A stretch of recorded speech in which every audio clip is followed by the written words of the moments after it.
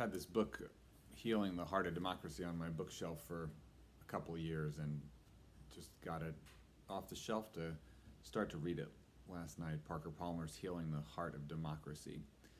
You know, in the beginning of it, the sort of praise for the book, John Lewis says that it's a book that helps us work on bridging the divides that have been so challenging over so much time.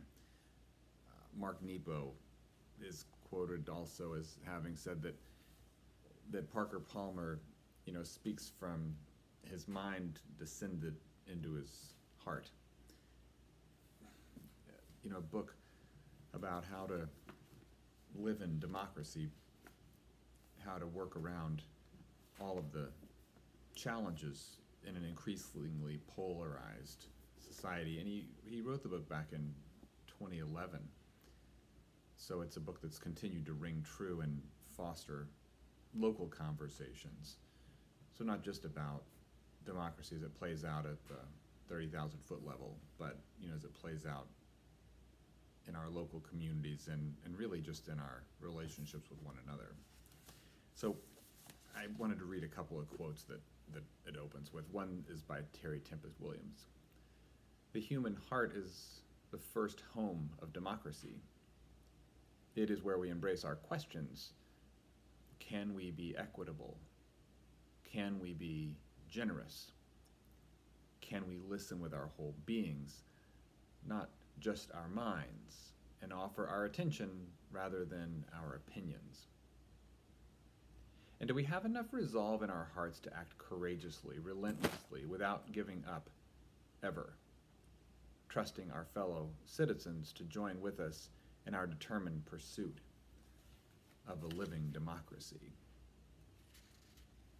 I like that sense that, the living democracy, just relationships with people in our immediate lives, that it's in part about trust, an informed trust. And then he quotes Thomas Merton, Cistercian monk who lived in the last century. "Our basic problem is not political. It is apolitical and human.